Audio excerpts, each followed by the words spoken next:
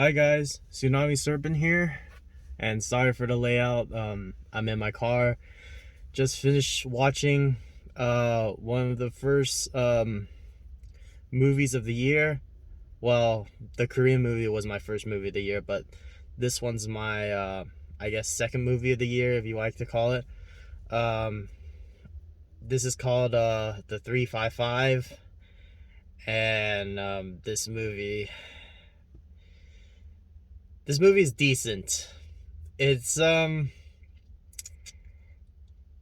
should I call it? It's like an action espionage spy drama movie. Um, if I were to tell you the strengths of this movie, maybe the action scenes, but then like some of the action scenes were good, some of them were decent, and um others were like you can't see what's going on because of the shaky cam. Oh, I hated the shaky cam. The shaky cam ruins the action scenes for me. Well, what can you expect? It's a director from Jason Bourne, and Jason Bourne does use the movie Jason Bourne does use a lot of shaky cam, and the shaky cam kind of ruins it for me. Like it makes me like so confused, like what's happening in the screen. And the shaky cam not only does it on the action, but it also does it on the drama parts and like the movements, and like if like somebody peeks on the other side or somebody turns their head, or like somebody does any movement, like sharp movement, then they'll have a shaky cam, which I don't get why they would want to do shaky cam. um I guess that's some of the strengths and some of the weaknesses. The story, was okay. Um, the story, I would say it's like other spy movies, but this is more like female centric, like female focused, because it focused on all five main characters, and which is all female, and it was decent. The story was decent. I can't say much because this is like this for this particular video I'm gonna do the 355 non-spoiler review, and the next video I'll do a spoiler review. But this one was, yeah, the story was okay.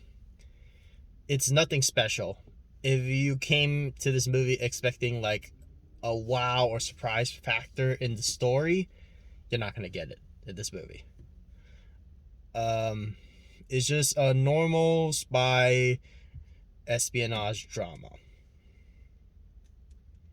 and like everything is kind of predictable. I guess for me it is. Everything was predictable. The main characters, the motives, their goals were predictable, and like the enemies were like was like, yeah, you know what's happening, and there was no surprise, and like, yeah, it's just normal, decent. Um, well, the only thing I could say about the strengths is that they travel to a lot of places, like worldwide. But yeah, I don't know what to say about this movie. Um, let's see. I guess one of the strengths is like the cast. The cast is really excellent. Um, like those five main characters, um, they they were the standouts in the movie. Um, this movie does have a lot of good actors and actresses.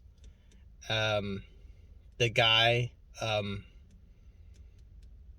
uh, the actor, the guy, I don't want to spoil a lot for him, but He's from a lot of well-known movies like Bucky Barnes from The Winter Soldier, and yeah, he's pretty good in this movie. And yeah, I cannot really say much in this one because it's a non-spoiler. So my thoughts are like kind of like twisting and turning. That's what I'm feeling in this movie. If I were to say what I'm feeling in this movie, I feel like I'm confused and I'm looking at the screen and like the story still makes me confused. And when I watched the movie, it made me get a headache a little bit. And but this one is not as bad as the other ones. Like not as bad as G.I. Joe Snake Eyes. That one, like the shaky cam was so much that it's like all over the screen. This one is not as bad as that one, but it's kind of close to it because like the shaky cam ruins everything. But yeah, that's all I could say about this movie.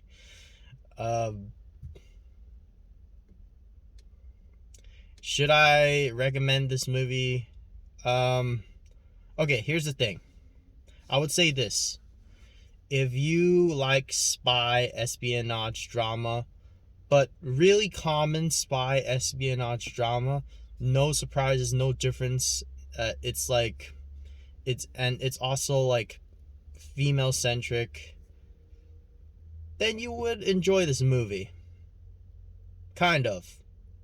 If you can get through the shaky cam of the action sequences and the story itself. But if you're looking for a really good story and I guess really good villains and characters and like that, they do have some good characters, but the characters are not like standout moments. Like the characters are just there. So, they're likable, but they're not like characters that you're like, oh, I love this character, like type of thing. But they're likable. They're watchable. They're decent. And yeah, if you're looking for something that's really good with the story and really memorable characters and the action sequences are perfect, then then this movie is not for you. So yeah, that's all I have to say about it. My spoiler review will come out for this movie later on after this video. And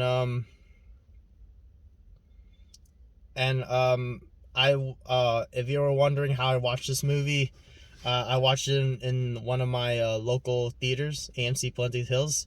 You can watch this movie anywhere, and it's filming right now in everywhere in the theaters. And premium, and I watched this in the Dolby cinemas. Yeah, so, and this movie is filmed in IMAX, Dolby, and regular.